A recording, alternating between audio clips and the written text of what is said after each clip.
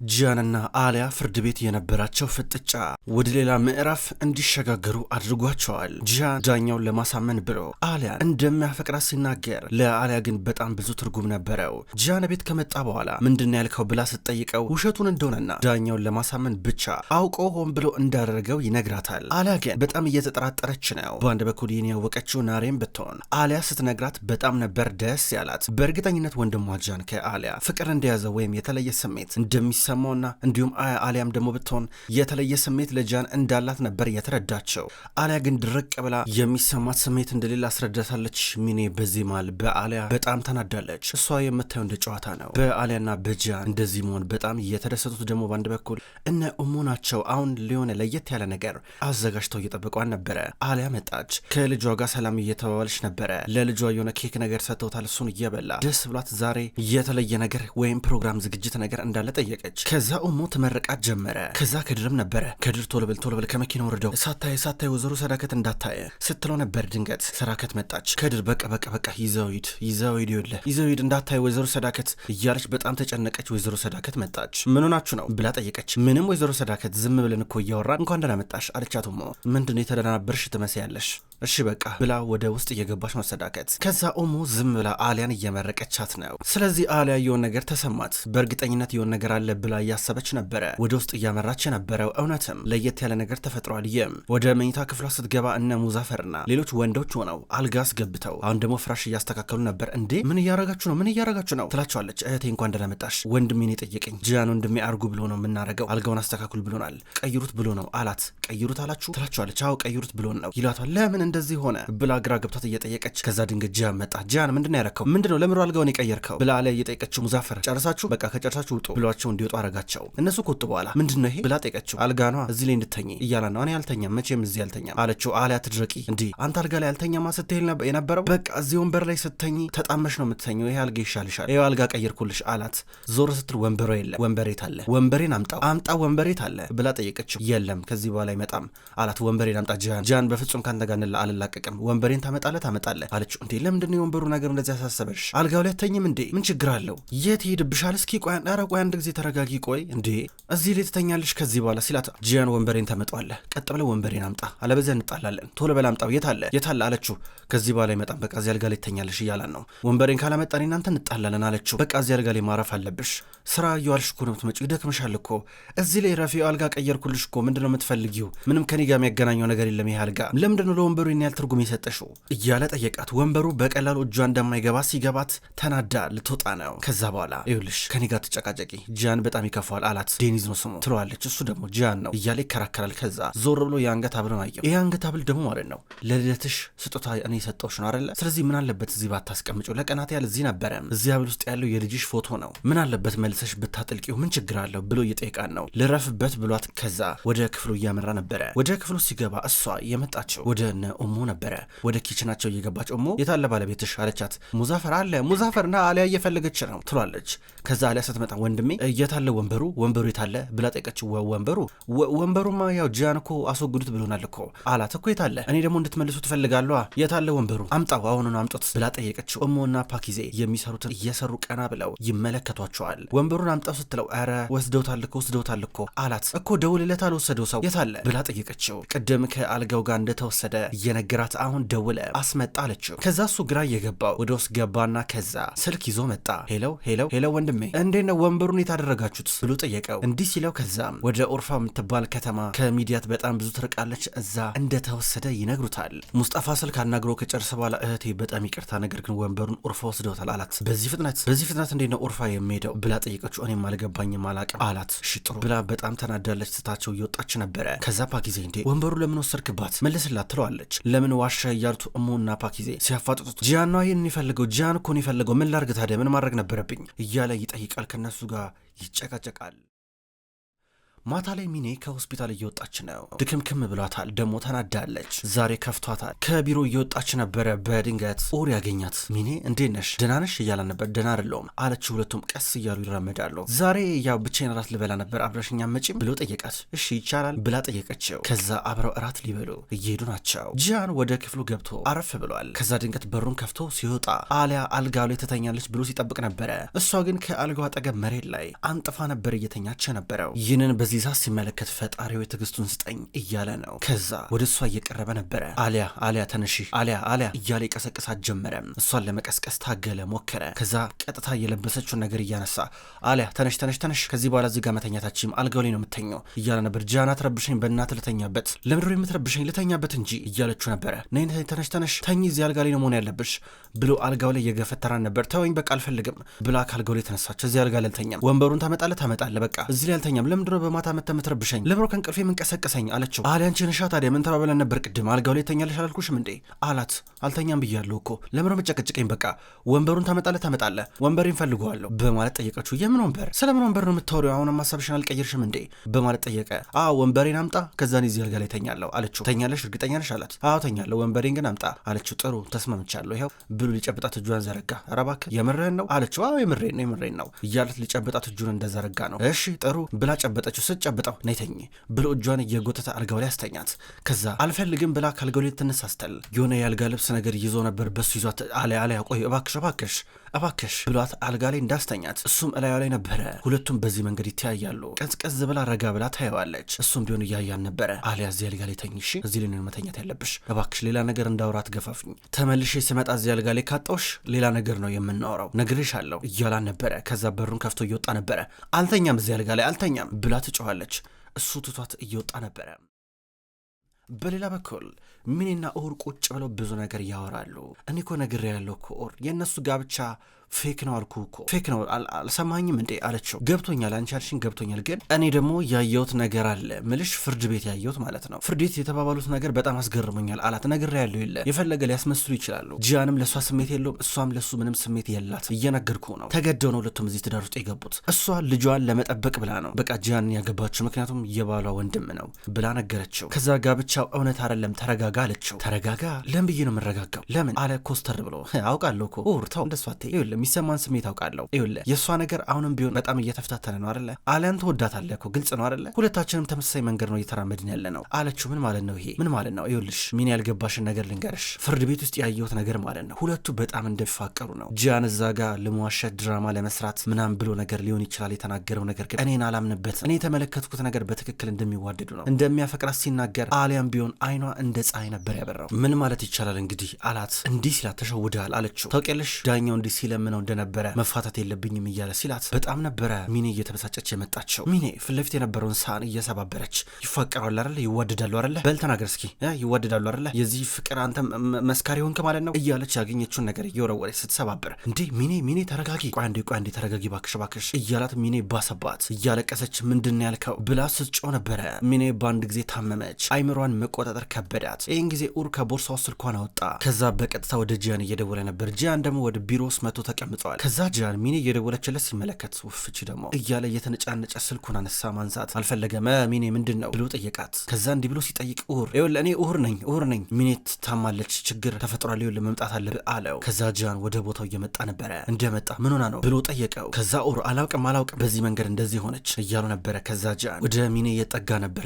ሚኔ ተነሽ እያላት አንተ በቃችን ልጁ ሌት ልታሰቃያን ነው ማለት ነው እያለ ኡር ይጠይቃል። ዝም በል እባክህ አፍህን አትክፈት እያለ ጂያን ይቆጣል። ከዛ በኋላ ቀስ እያለ ጂያን ሚኔን ከተቀመጠችበት እያነሳ ወደ ቤት እየወሰዳት ኦሬን ጊዜ ወደ አሊያ አሁን ጂያን ከሚኔ ጋር ቤት ውስጥ ነው ያለው ብሎ ቴክስት አረገላት። አሊያ ደግሞ ጂያን አይመጣም እንዴ ብላ እየጠበቀች ነበረ።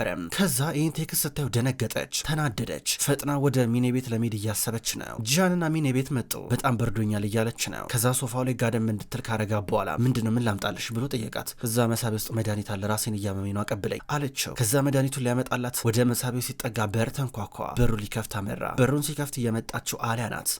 አያት ምን ታረጋለህ ዋሽተኛል፣ ከእሷ ጋር ያለኝ ነገር በሙሉ አብቅቷል ብለኝ ነበረ፣ አንተ ግን አሁንም ተዋሻለህ አለችው። ነይ ማየት ያለብሽ ነገር አለ፣ ነይ ግቢ አላት። ግራ እየገባት ወደ ውስጥ ገባች። ወደ ውስጥ ስትገባ እንዴት ነው አሁንስ ለምን እንደመጣው ገባሽ እያላን ነበር። ሚኔ ጋድም ብላለችኝ ስትሰማ እየበለጠ እያለቀሰችና እየተበሳጨች እየመጣች ነበረ። ይኸውልሽ ሚኔ ህመም አጋጥሟታል እሺ፣ እና እዚያ መጧት ምንድነው ጥፋቴ? ስትጎዳ ማየት ነበረብኝ እንዴ? እሺ አንቺ ንገሪኝ፣ ማን ነገረሽ? እዚህ እንዳለው ማን ነገረሽ? ያ የማይረባ ኡር ነው አይደለ ብሎ ጠየቃት። ግራ ገብቷት ታያለች። ከዛ ሚኔ ቀናለች። ለመጣሽ እኔ ቤት ብላ የጠየቀቻት በአንድ በኩል ጂያን ኡርን የዋጋውን ነው የምሰጠው ብሎ ተናዶ እየወጣ ነበረ። ሚኔ ግን ይህን ጊዜ አሊያን ብቻዋን ስታገኛት ለመጣሽ ትቀኛለሽ አይደለ ስትና ነበር። ኧረ ቆይ አንዴ ሚኔ ተረጋጊ ደህና እኮ አይደለሽም ብላ ስትቀርብ አትንኪኝ ለምን እንደመጣሽ ብቻ ንገሪኝ። አንቺ ቆይ ለምንድን ነው የማትተይን? አንድ ጊዜ እንኳን ብትተይ ምን አለበት? ጂያን አንድ ጊዜ መጥቷል፣ እባክሽ ተይን በቃ። አሊያ እኔ ከጂያን ጋር ያለኝ ግንኙነት አላበቃም እያልኩሽ እኮ ነው፣ የእኛ ነገር አላበቃም ብላ እያለቀሰች ትጮህባታለች። ሚኔ ተይ በቃሽ፣ እንደዚህ አታርጊ፣ ራስሽን አታርክሚ። ማንም ሰው እኮ ሊያረገው እኮ ይችላል። በቃ ታመሽ እኮ ነው፣ ጂያን ስላመመሽ ነው የመጣው። ራስሽን ማታለል አቁሚ በቃ እሱ እኮ ነግሮኛል እኮ የኔና የሷ ነገር አብቅቶለታል ብሎኛል። እሺ ማንን ልመን? ሚኔ ምንድነው አንቺ እኮ ደህና አይደለሽም ሂጂና ተኚ አለቻት። ይሄ ግንኙነት ቢያበቃ ኖሮ አሁን ቤት ያመጣኝ ነበረ ብላ ጠየቀቻት። ሚኔ ይኸውልሽ ስለሚያስብልሽ ነው እንደዚህ አትሁኝ እባክሽ፣ ይሄንን መቀበል አለብሽ፣ ይሄን መራራ እውነት ተቀበይ። ይኸውልሽ እኔ ጂያን እንዲፈታኝ እድሉን ሰጥቼው ነበረ፣ አላረገውም። በቃ እድል ነው የሰጠሁት፣ እኔ ማድረግ ይችል ነበረ፣ ነገር ግን እሱ ተከራከረ ጭራሽ አለቻት አሊያ። ከዛ ሚኔ ይህን ነገር ተነጋግረንበታል፣ አውቀሽ ነው፣ ሆን ብለሽ ነው፣ ለመፋታት አልነበረም ይህን ነገር ያደረግሽው፣ አውቀሽ ነው ትላታለች። እሺ ጥሩ፣ አሁን እሱ የሚያፈቅርሽ ነው ይመስልሽ? እንደዛ ነው የምታስቢው ብላ አሊያ ጠይቀቻት። አዎ ለምን አያፈቅረኝም ትላታለች። ከዛ አሊያ እኔ ግን አላምንም እያለች ነው። አንቺንስ የሚያፈቅርሽ ይመስልሻል? መቼም አያፈቅርሽም፣ ልንገረሽ ማለት ነው፣ እሱ ከመሬም ውጭ ማንንም አያፈቅርም አለቻት። አሊያ ዞር ብላ ነበረ፣ ግራ ገባት። ምን ስትላን ነበረ። ለአመታት ያህል እንዲያፈቅረኝ ጠብቄው ነበረ ምንም ነገር ሳላጎልበት፣ እሱ ግን በፍጹም መሬምን ሊረሳት አልቻለም። አንቺንም መቼም አያፈቅርሽም፣ እንዲሁ የተጎሳቆርሽ ትኖራታለሽ አለቻት። ሚኔ መስመርሽ ያለፍሽ ነው ስነ ስርዓት። መሬም ማና ንገሪኝ አለቻት።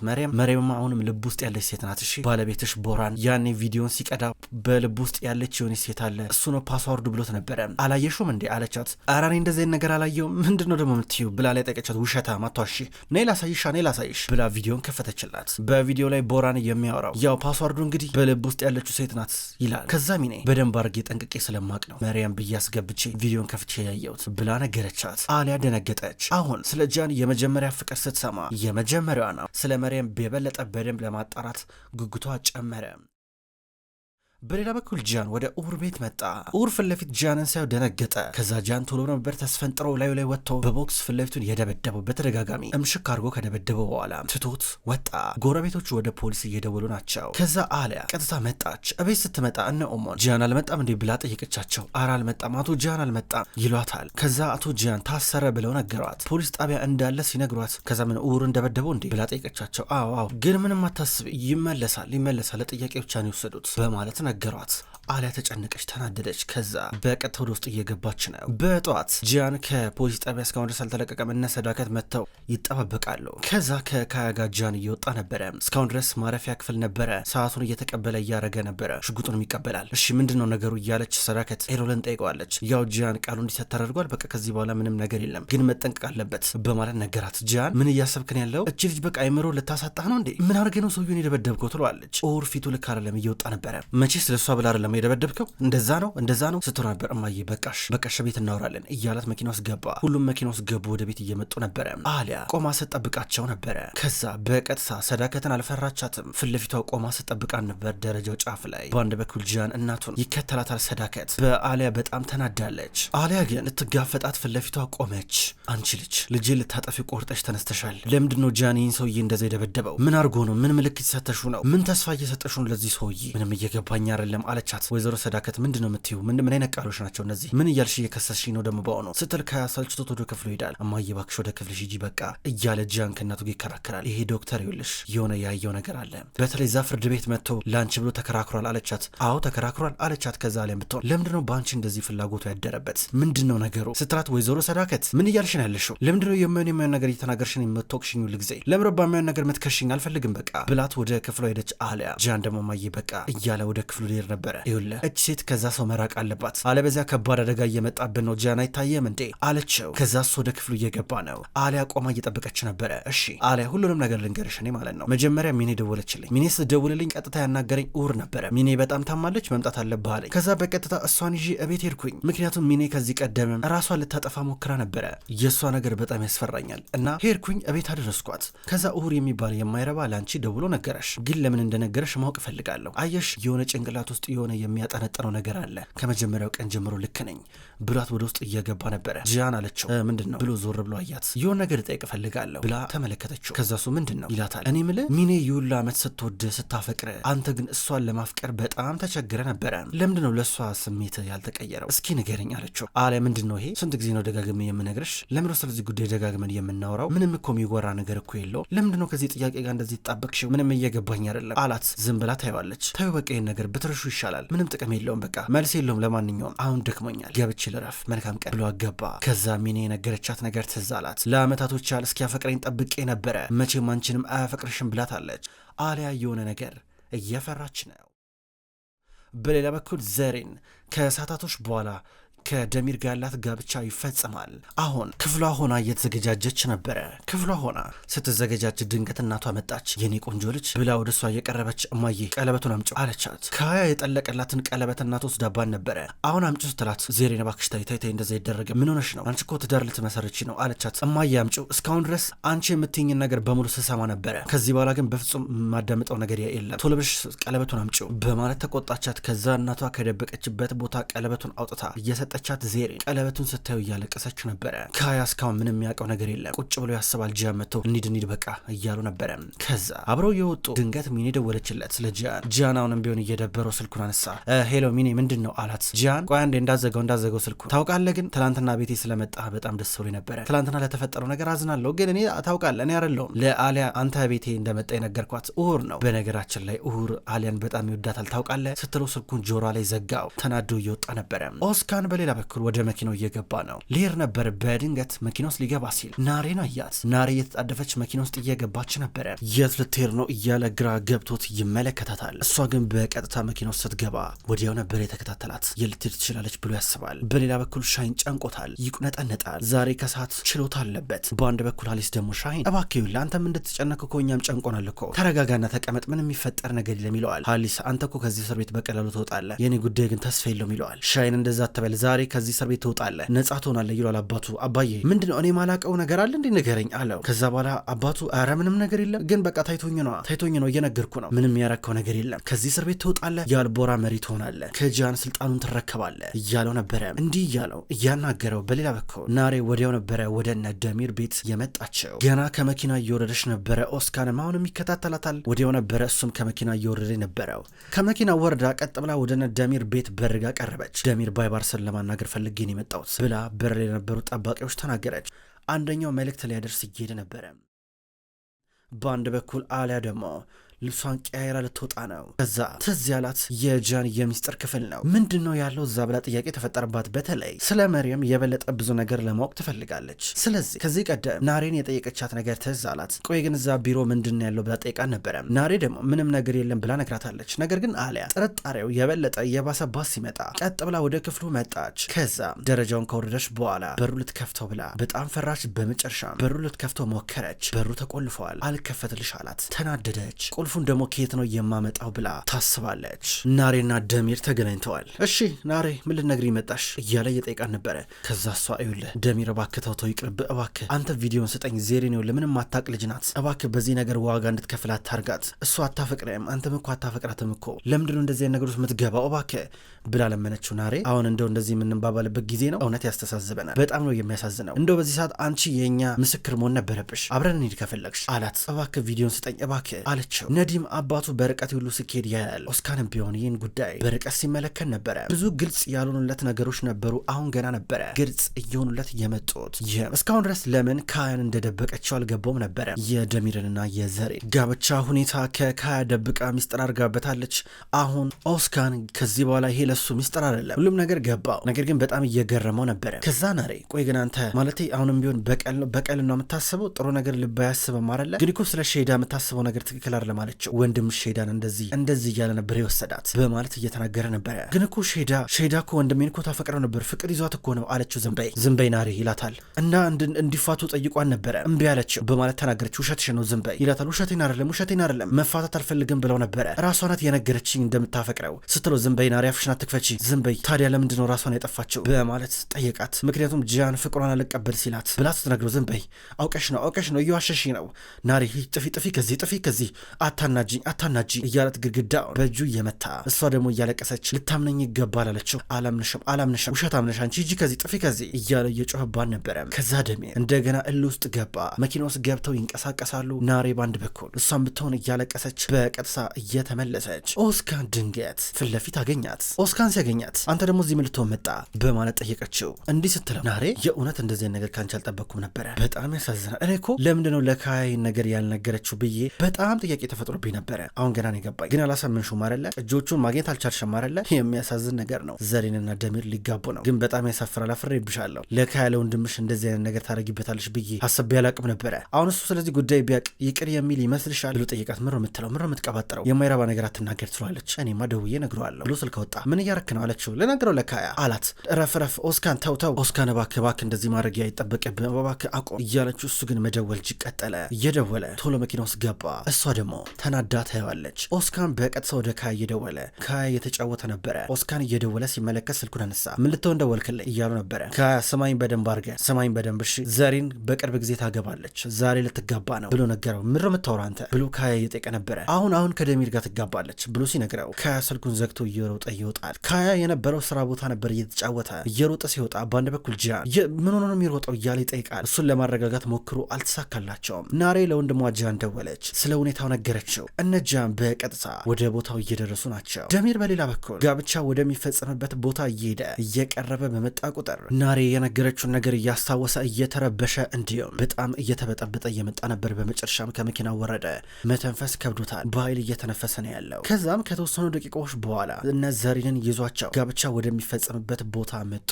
አብረው ከመኪና እየወረዱ ጋብቻውን ሊፈጸም ወደ ውስጥ ገቡ። ሻይንም ቢሆን በጣም ፈርተዋል፣ በጣም ደንግጧል። ወደ ውስጥ እየገባ ነው ያለው። ይህ ችሎት ለሱ ወሳኝ ነው። ምን እንደሚጠብቀው አያውቅም። ነገር ግን ደሚር ቃል በገባው መሰረት ዘሪንን እያገባት ነው። ይህም ደግሞ ቃለ መሃላ እየፈጸሙ ናቸው። እናቷ ፊት ለፊት ተቀምጣ ሁኔታው ትመለከታለች። በግራና በቀኝ ምስክር ሆነው የቀረቡት ወንዶች አሉ። ከዛ እነሱ ፈቃደኝነታቸውን ይስጡኝና ባልና ሚስት ተብለው ይሰየማሉ እያለ ጋብቻውን የሚፈጽሙ ሰው ሲናገር ድንገት ካያገባ ዘሪን እባክሽ እንዳታረጊው እያለ ይለምናታል። በአንድ በኩል ሰው ቆማ ታያለች። እንባ እየተቃት ናሬ መጣች። ናሬ ሁሉም ነገር ድብልቅልቅ ብሎባታል። ደንግጣለች። እንባ እየተናነቃን ነው። እነ ጂያንም መጡ። እነ ጂያን ሊያገላግሏቸው እየሞከሩ ከዛ እባካችሁ ላናግራት ብቻ ነው ፈልገው እያለ ዘሪን ይኸውልሽ ከኔ ጋር ነይ እባክሽ እያላት እሷ በደንብ ወደሱ ቀረበች። ከቀረበች በኋላ ይኸውልህ እኔ እሱን የማገባው ደሚር እጁ ላይ ቅጁ አለ ገባ ወንድሜ መቼም ከእስር ቤት አይወጣም እሱን ካላገባት በማለት ተመለሰች። ከዛ ከዚህ የበለጠ የተሻለ ነገር ማድረግ እንችል ነበር ይላታል። ጂያንም ቢሆን ከዚህ የተሻለ ነገር ማድረግ እንችል ነበረ እባካችሁ እናስቆም እያለ እየጠየቀ ከዛ ናሬ ምንም አማራጭ የለንም ሻይን ችሎት ነው ያለው። ሻይን ዛሬ ይሄ ውሳኔ ከተወሰነበት ለኛ በጣም አስቸጋሪ ይሆናል፣ በቅርብ ቀን ከእስር ቤት አይወጣም ማለት ነው ብላ ትናገራለች። እንዲህ ስትል ደሚር ይስቃል። ከት ብሎ እየሳቀ ነበረ። በአንድ በኩል ካያ ያለቅሳል። ደሚር ደስ ብሎታል። በመጨረሻ ተበቅያቸዋለሁ ብሎ እየሳቀ እያያቸው ካያ በአንድ በኩል አይሆንም እያለ ይጮሃል። ካያ መረጋጋት አቃተው። ናሬ ደግሞ ከዚህ በኋላ እንዴት አርጋ ካያን እንደምትጋፈጠው በጣም ጨንቋታል። ክቡራን ተመልካቾች ዘውድ ድራማ የተከታተላችሁትን ይመስላል። ውድ ተመልካቾች ቅጠል ቲቪ የዩቲዩብ ቻናል ዘውድ የሚሰኘው ተከታታይ የቱርክ ድራማ በዚሁ መልክ በዚሁ አቀራረብ ወደ እናንተ ዘውትር ይዞ ይመጣል። ዘውድ ድራማ ከተጀመረ እነሆ በርካታ ክፍሎች ተቆጠሩ። እስከ ድራማው ፍጻሜ እስከ መጨረሻዎቹ ክፍል ድረስ አብራችሁ እንድትቆዩ በትህትና የምጠይቅ ይሆናል። ሁሉ ጊዜ በኮሜንታችሁ በላይካችሁ የምታበረታቱኝ ውድ ክቡራን ተመልካቾች ከልቤ አመሰግናለሁ። በቀጣይ ተከታይ ክፍሎች እስከምንገናኝ ድረስ በያላችሁበት መልካም ቆይታ ይሆን።